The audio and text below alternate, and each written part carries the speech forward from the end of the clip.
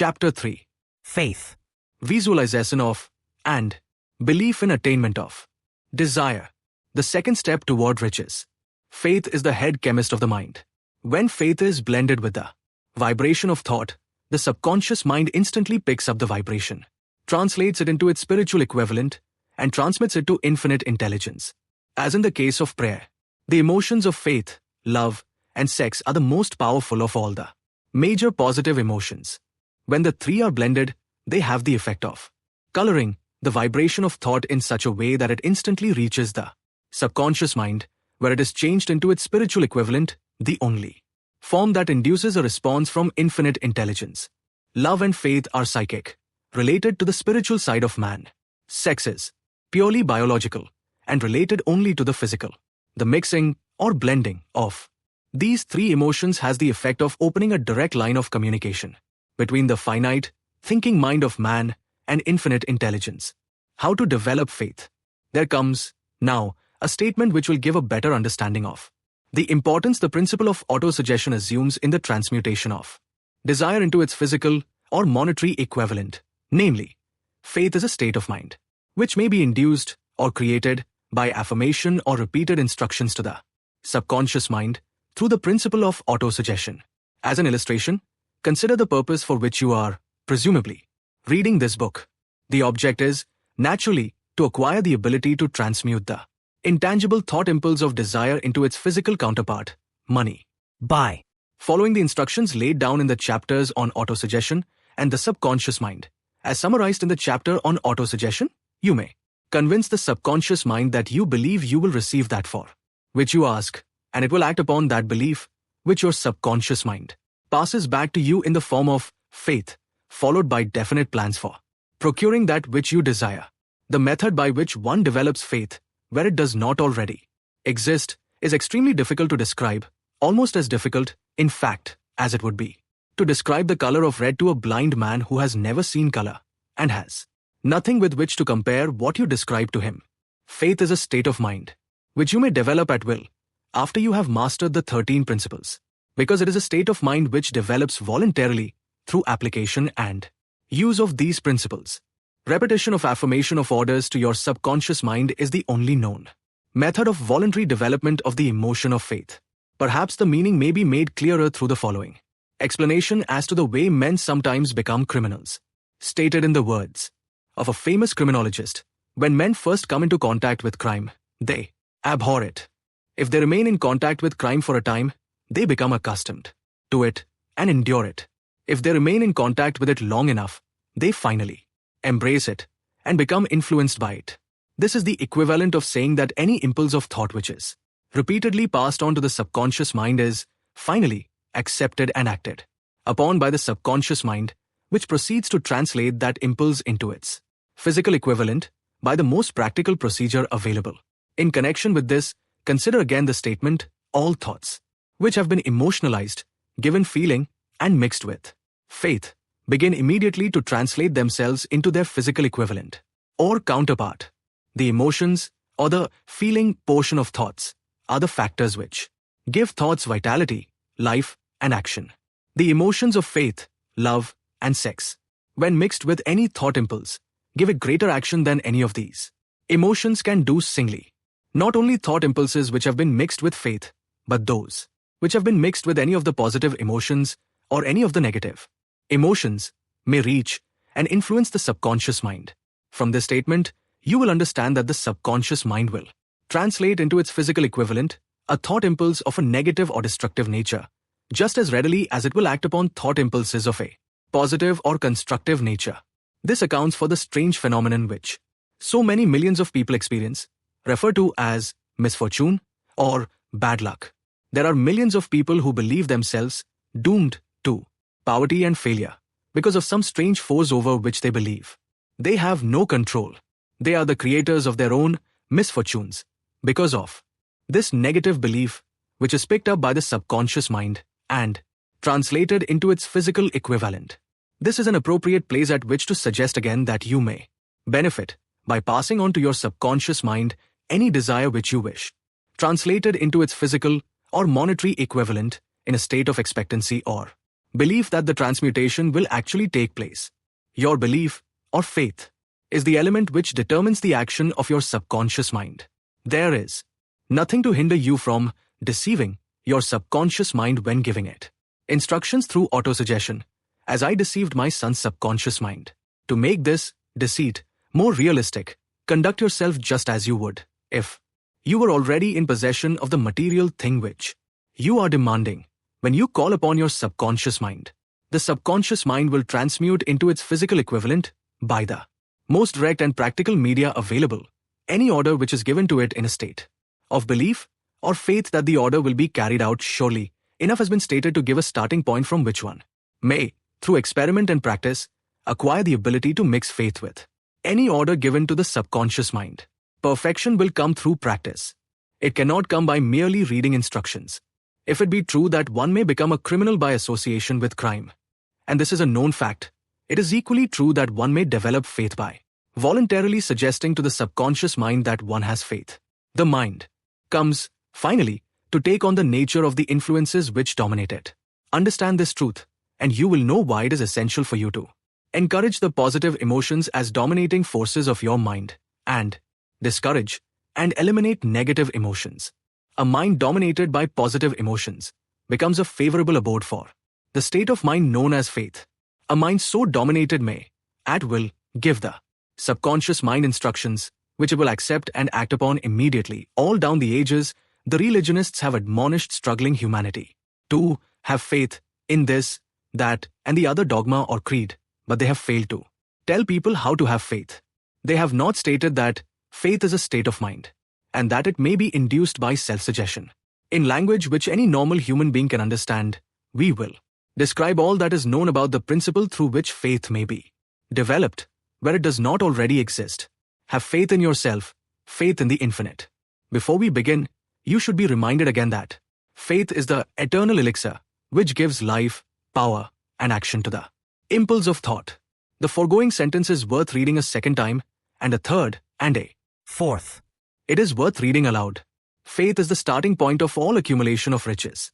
Faith is the basis of all miracles and all mysteries which cannot be analyzed by the rules of science. Faith is the only known antidote for failure. Faith is the element, the chemical, which, when mixed with prayer, gives one direct communication with infinite intelligence. Faith is the element which transforms the ordinary vibration of thought, created by the finite mind of man, into the spiritual equivalent. Faith is the only agency through which the cosmic force of infinite intelligence can be harnessed and used by man. Every one of the foregoing statements I is capable of proof. The proof is simple and easily demonstrated. It is wrapped up in the principle of autosuggestion. Let us center our attention, therefore, upon the subject of self-suggestion and find out what it is and what it is capable of achieving. It is a well-known fact that one comes, finally, to believe whatever one repeats to oneself, whether the statement be true or false. If a man repeats a lie over and over, he will eventually accept the lie as truth. Moreover, he will believe it to be the truth. Every man is what he is because of the dominating thoughts which he permits to occupy his mind. Thoughts which a man deliberately places in his own mind and encourages with sympathy, and with which he mixes any one or more of the emotions, constitute the motivating forces which direct and control his every movement, act, and deed. Comes, now, a very significant statement of truth. Thoughts which are mixed with any of the feelings of emotions constitute a magnetic force which attracts from the vibrations of the ether other similar or related thoughts. A thought thus magnetized with emotion may be compared to a seed which, when planted in fertile soil, germinates, grows, and multiplies itself over and over again until that which was originally one small seed becomes countless millions of seeds of the same brand. The ether is a great cosmic mass of eternal forces of vibration. It is made up of both destructive vibrations and constructive vibrations. It carries, at all times, vibrations of fear, poverty, disease, failure, misery, and vibrations of prosperity, health, success, and happiness, just as surely as it carries the sound of hundreds of orchestrations of music and hundreds of human voices, all of which maintain their own individuality and means of identification through the medium of radio. From the great storehouse of the ether, the human mind is constantly attracting vibrations which harmonize with that which dominates the human mind.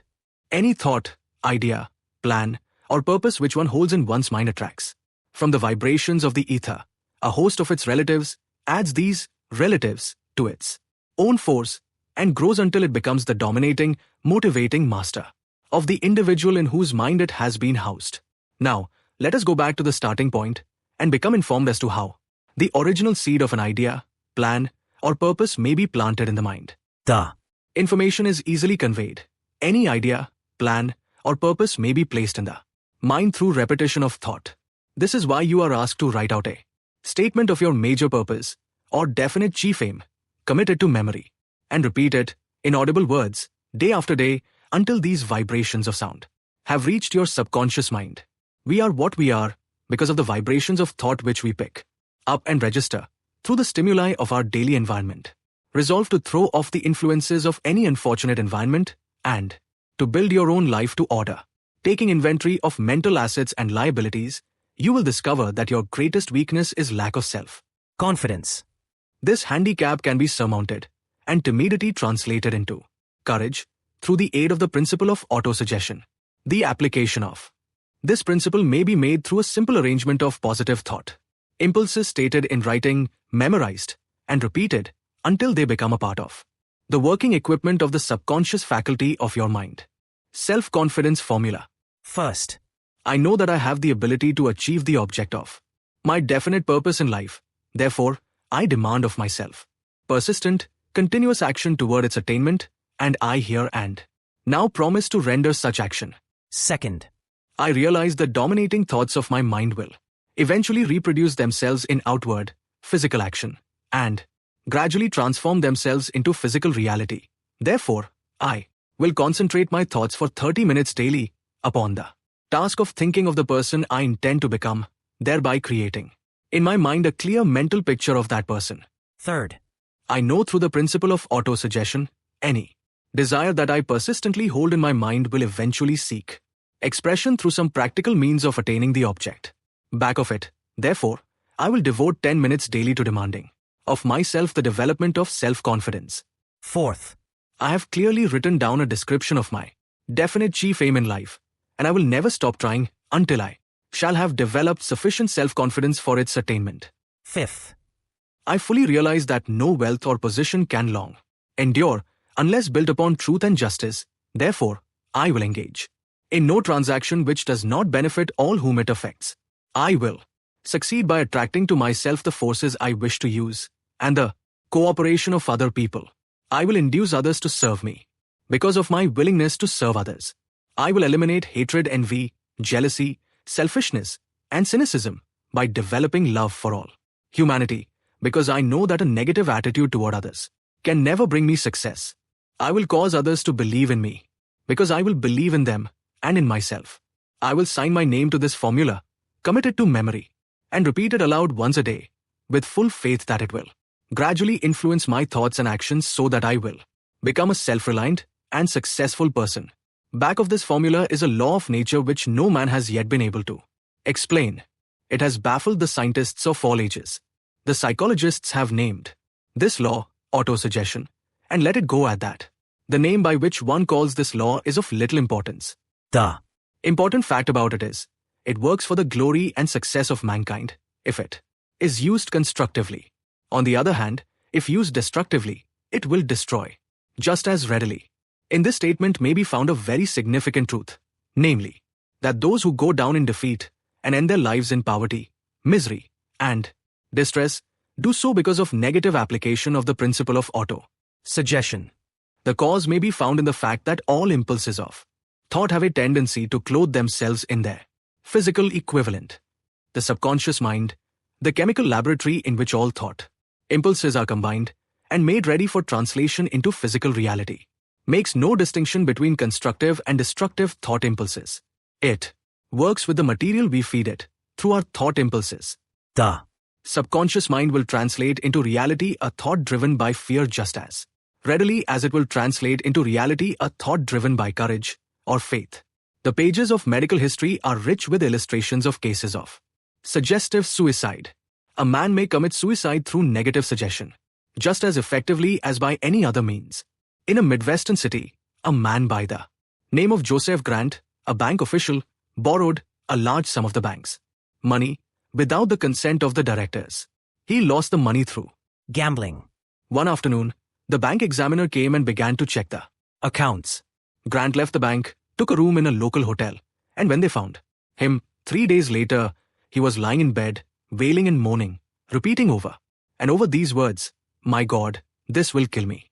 I cannot stand the disgrace." In a short time he was dead. The doctors pronounced the case one of mental suicide. Just as electricity will turn the wheels of industry and render useful service if used constructively, or snuff out life if wrongly used, so will the law of autosuggestion lead you to peace and prosperity, or down into the valley of misery, failure, and death, according to your degree of understanding and application of it.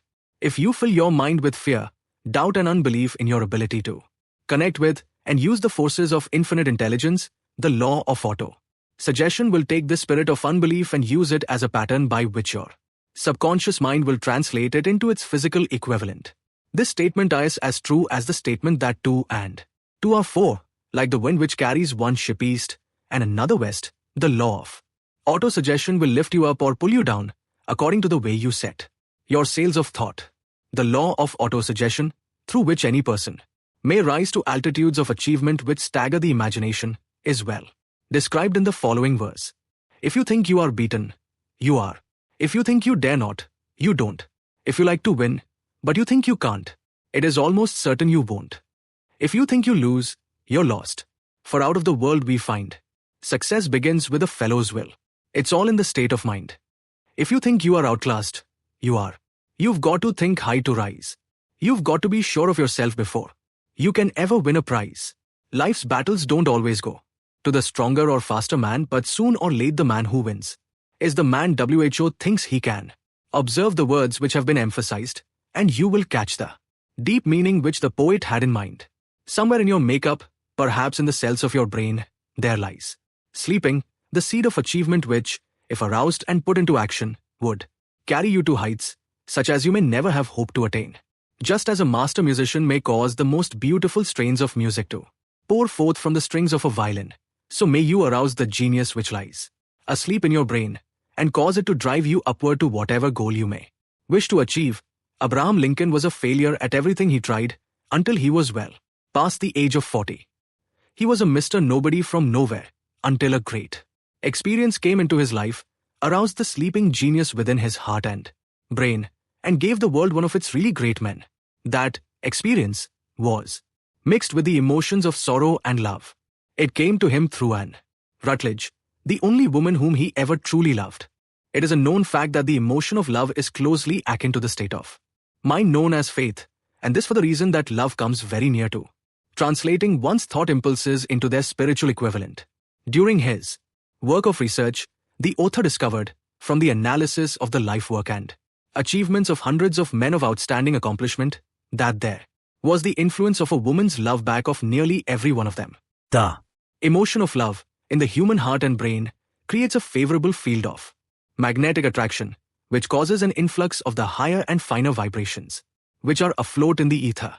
If you wish evidence of the power of faith, study the achievements of men and women who have employed it. At the head of the list comes the Najrane. Christianity is the greatest single force which influences the minds of men. The basis of Christianity is faith, no matter how many people may have perverted or misinterpreted the meaning of this great force, and no matter how many dogmas and creeds have been created in its name, which do not reflect its tenets. The sum and substance of the teachings and the achievements of Christ, which may have been interpreted as miracles, were nothing more nor less than faith. If there are any such phenomena as miracles, they are produced only through the state of mind known as faith. Some teachers of religion, and many who call themselves Christians, neither understand nor practice faith. Let us consider the power of faith as it is now being demonstrated by a man who is well known to all of civilization, Mahatma Gandhi of India. In this man, the world has one of the most astounding examples known to civilization of the possibilities of faith. Gandhi wields more potential power than any man living at this time, and this despite the fact that he has none of the orthodox tools of power, such as money, battleships, soldiers, and materials of warfare. Gandhi has no money, he has no home, he does not own a suit of clothes, but he does have power. How does he come by that power? He created it out of his understanding of the principle of faith and through his ability to transplant that faith into the minds of 200 million people. Gandhi has accomplished, through the influence of faith, that which the strongest military power on earth could not and never will accomplish through soldiers and military equipment. He has accomplished the astounding feat of influencing 200 million minds to coalesce and move in unison as a single mind. What other force on earth, except faith, could do as much? There will come a day when employees as well as employers will discover the possibilities of faith. That day is dawning. The whole world has had ample opportunity during the recent business depression to witness what the lack of faith will do to business. Surely, civilization has produced a sufficient number of intelligent human beings to make use of this great lesson which the depression has taught the world. During this depression, the world had evidence in abundance that widespread fear will paralyze the wheels of industry and business. Out of this experience will arise leaders in business and industry who will profit by the example which Gandhi has set for the world, and they will apply to business the same tactics which he has used in building the greatest following known in the history of the world. These leaders will come from the rank and file of the unknown men who now labor in the steel plants, the coal mines, the automobile factories, and in the small towns and cities of America. Business is due for a reform. Make no mistake about this. The methods of the past, based upon economic combinations of force and fear, will be supplanted by the better principles of faith and cooperation. Men who labor will receive more than daily wages. They will receive dividends from thievishness, the same as those who supply the capital for business. But first they must give more to their employers and stop this bickering and bargaining by force at the expense of the public. They must earn the right to dividends. Moreover, and this is the most important thing of all, they will be led by leaders WHO will understand and apply the principles employed by Mahatma Gandhi. Only in this way may leaders get from their followers the spirit of full cooperation which constitutes power in its highest and most enduring form. This stupendous machine age in which we live, and from which we are just emerging, has taken the soul out of men. Its leaders have driven men as though they were pieces of cold machinery. They were forced to do so by the employees who have bargained, at the expense of all concerned, to get and not to give. The watchword of the future will be human happiness and contentment, and when this state of mind shall have been attained, the production will take care of itself more effectively than anything that has ever been accomplished where men did not and could not mix faith and individual interest with their labor. Because of the need for faith and cooperation in operating business and industry, it will be both interesting and profitable to analyze an event which provides an excellent understanding of the method by which industrialists and businessmen accumulate great fortunes by giving before they try to get. The event chosen for this illustration dates back to 1900, when the United States Steel Corporation was being formed. As you read the story, keep in mind these fundamental facts and you will understand how ideas have been converted into huge fortunes. First, the huge United States Steel Corporation was born in the mind of Charles M. Schwab in the form of an idea he created through his imagination. Second, he mixed faith with his idea. Third, he formulated a plan for the transformation of his idea into physical and financial reality. Fourth, he put his plan into action with his famous speech at the University Club.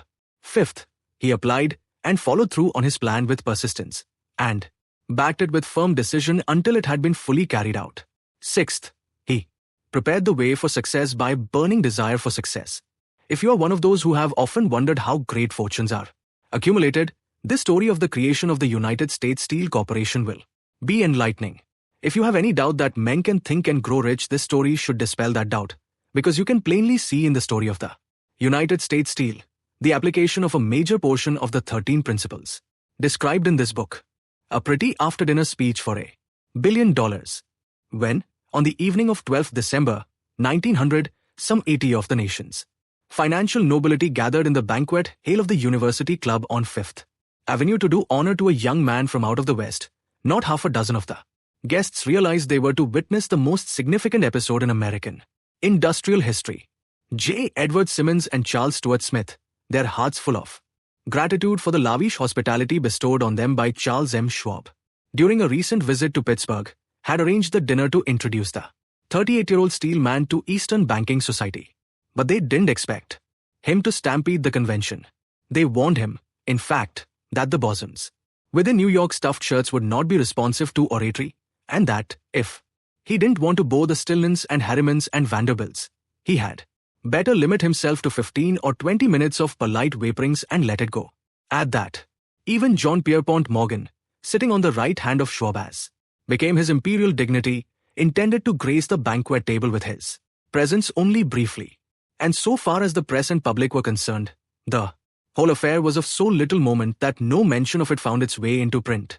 The next day, so the two hosts and their distinguished guests ate their way through the usual 7 or 8 courses. There was little conversation, and what there was of it was restrained. Few of the bankers and brokers had met Schwab, whose career had flowered along the banks of the Monongahela, and none knew him well.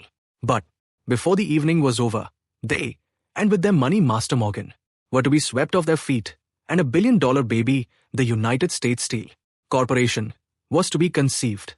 It is perhaps unfortunate, for the sake of history, that no record of Charlie Schwab's speech at the dinner ever was made. He repeated some parts of it at a later date during a similar meeting of Chicago bankers. And still later, when the government brought suit to dissolve the Steel Trust, he gave his own version, from the witness stand, of the remarks that stimulated Morgan into a frenzy of financial activity. It is probable, however, that it was a homely speech, somewhat ungrammatical, for the niceties of language never bothered Schwab, full of epigram and threaded with wit.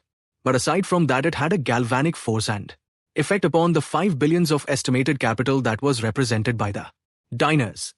After it was over and the gathering was still under its spell, although Schwab had talked for 90 minutes, Morgan led the orator to a recessed window where, dangling their legs from the high, uncomfortable seat, they talked for an hour more. The magic of the Schwab personality had been turned on, full force. But what was more important and lasting was the full-fledged, clear-cut program he laid down for the aggrandizement of steel. Many other men had tried to interest Morgan in slapping together a steel trust after the pattern of the biscuit, wire and hoop, sugar, rubber, whiskey, oil or chewing gum combinations. John W. Gates, the gambler, had urged it, but Morgan distrusted him. The Morey boys, Bill and Jim, Chicago stock jobbers who had glued together a match trust and a cracker corporation, had urged it and failed. Albert H. Gary, the sanctimonious country lawyer, wanted to foster it, but he wasn't big enough to be impressive. Until Schwab's eloquence took J.P. Morgan to the heights from which he could visualize the solid results of the most daring financial undertaking ever conceived. The project was regarded as a delirious dream of easy money. crackpots. The financial magnetism that began a generation ago to attract thousands of small and sometimes inefficiently managed companies into large and competition-crushing combinations had become operative in the steel world through the devices of that jovial business pirate, John W. Gates. Gates already had formed the American Steel and Wire Company out of a chain of small concerns, and together with Morgan had created the Federal Steel Company. The National Tube and American Bridge Companies were 2 more Morgan concerns, and the Morey brothers had forsaken the match and cookie business to form the American Group, Tin Plate, Steel Hoop, Sheet Steel, and the National Steel Company. But by the side of Andrew Carnegie's gigantic vertical trust, a trust owned and operated by 53 partners, those other combinations were Ikayun. They might combine to their heart's content, but the whole lot of them couldn't make a dent in the Carnegie organization, and Morgan knew it. The eccentric old Scot knew it, too. From the magnificent heights of Skibo Castle he had viewed, first with amusement and then with resentment, the attempts of Morgan's smaller companies to cut into his business. When the attempts became too bold, Carnegie's temper was translated into anger and retaliation. He decided to duplicate every mill owned by his rivals. Hitherto, he hadn't been interested in wire, pipe, hoops, or sheet. Instead, he was content to sell such companies the raw steel and let them work it into whatever shape they wanted. Now, with Schwab as his chief and able lieutenant, he planned to drive his enemies to the wall. So it was that in the speech of Charles M. Schwab, Morgan saw the answer to his problem of combination. A trust without Carnegie, giant of them all, would be no trust at all, a plum pudding, as one writer said, without the plums. Schwab's speech on the night of 12th December, 1900, undoubtedly carried the inference, though not the pledge, that the vast Carnegie enterprise could be brought under the Morgan tent. He talked of the world future for steel, of reorganization for efficiency, of specialization, of the scrapping of unsuccessful mills and concentration of effort on the flourishing properties, of economies in the ore traffic, of economies in overhead and administrative departments, of capturing foreign markets. More than that, he told the buccaneers among them wherein lay the errors of their customary piracy. Their purposes, he inferred, had been to create monopolies, raise prices, and pay themselves fat dividends out of privilege. Schwab condemned the system in his heartiest manner. The short-sightedness of such a policy, he told his hearers, lay in the fact that it restricted the market in an era when everything cried for expansion. By cheapening the cost of steel, he argued, an ever-expanding market would be created, more uses for steel would be devised, and a goodly portion of the world trade could be captured. Actually, though he did not know it, Schwab was an apostle of modern mass production. So the dinner at the University Club came to an end. Morgan went home to think about Schwab's rosy predictions. Schwab went back to Pittsburgh to run the steel business for V. Andhra Carnegie, while Gary and the rest went back to their stock tickers to fiddle around in anticipation of the next move. It was not long coming. It took Morgan about 1 week to digest the feast of reason Schwab had placed before him. When he had assured himself that no financial indigestion was to result, he sent for Schwab and found that young man rather coy. Mr. Carnegie, Schwab indicated, might not like it if he found his trusted company president had been flirting with the emperor of Wall Street, the street upon which Carnegie was resolved never to tread. Then it was suggested by John W. Gates, the go-between, that if Schwab happened to be in the Bellevue Hotel in Philadelphia, J.P. Morgan might also happen to be there. When Schwab arrived, however, Morgan was inconveniently ill at his New York home. And so, on the elder man's pressing invitation, Schwab went to New York and presented himself at the door of the financier's library. Now certain economic historians have professed the belief that from the beginning to the end of the drama, the stage was set by Andrew Carnegie, that the dinner to Schwab, the famous speech, the Sunday night conference between Schwab and the Money King were events arranged by the canny Scott. The truth is exactly the opposite. When Schwab was called in to consummate the deal, he didn't even know whether the little boss, as Andrew was called, would so much as listen to an offer to sell, particularly to a group of men whom Andrew regarded as being endowed with something less than holiness. But Schwab did take into the conference with him, in his own handwriting, 6 sheets of copper plate figures, representing to his mind the physical worth and the potential earning capacity of every steel company he regarded as an essential star in the new metal firmament. 4 men pondered over these figures all night. The chief, of course, was Morgan, steadfast in his belief in the divine right of money. With him was his aristocratic partner, Robert Bacon, a scholar and a gentleman. The third was John W. Gates, whom Morgan scorned as a gambler and used as a tool. The fourth was Schwab, who knew more about the processes of making and selling steel than any whole group of men then living. Throughout that conference, the Pittsburghers' figures were never questioned. If he said a company was worth so much, then it was worth that much and no more. He was insistent, too, upon including in the combination only those concerns he nominated. He had conceived a corporation in which there would be no duplication, not even to satisfy the greed of friends who wanted to unload their companies upon the broad Morgan shoulders. Thus he left out, by design, a number of the larger concerns upon which the walruses and carpenters of Wall Street had cast hungry eyes. When dawn came, Morgan rose and straightened his back. Only one question remained. "Do you think you can persuade Andrew Carnegie to sell?" he asked. "I can try," said Schwab. "If you can get him to sell, I will undertake the matter," said Morgan. So far so good. But would Carnegie sell? How much would he demand? Schwab thought about $320 million.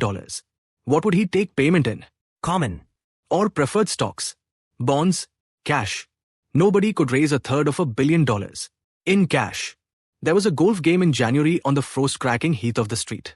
Andrew's Links in Westchester, with Andrew bundled up in sweaters against the cold, and Charlie talking volubly, as usual, to keep his spirits up. But no word of business was mentioned until the pair sat down in the cozy warmth of the Carnegie cottage hard by.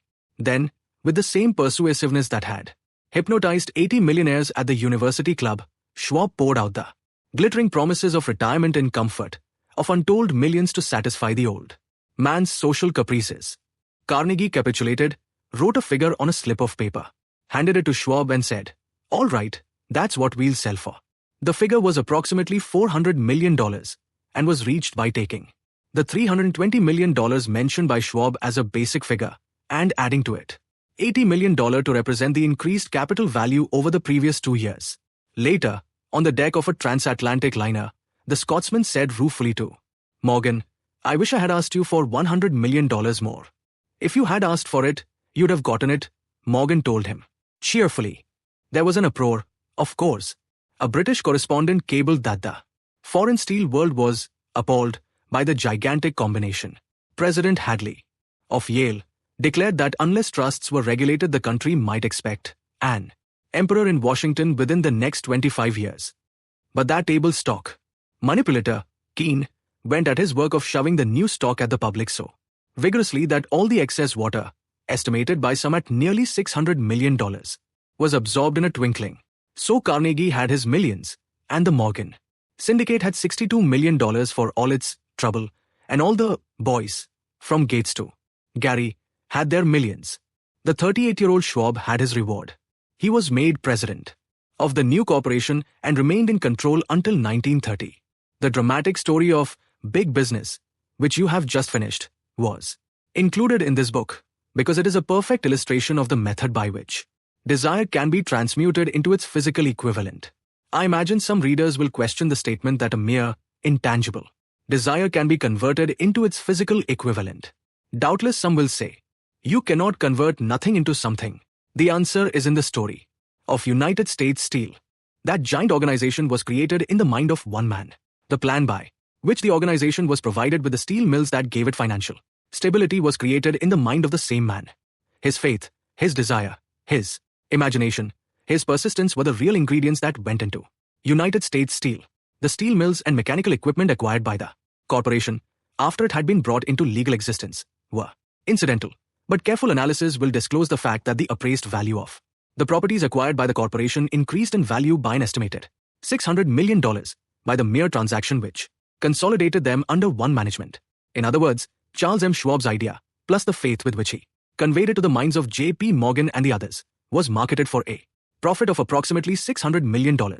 Not an insignificant sum for a single idea.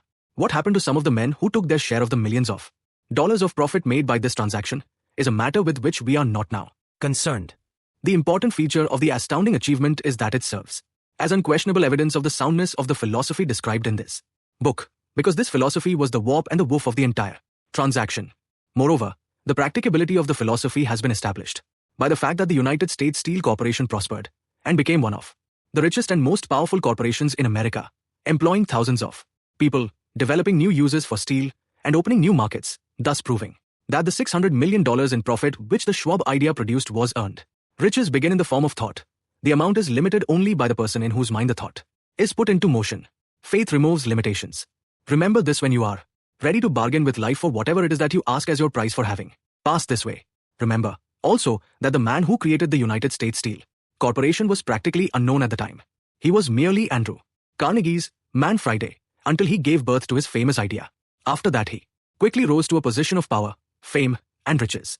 There are no limitations to the mind except those we acknowledge. Both poverty and riches are the offspring of thought.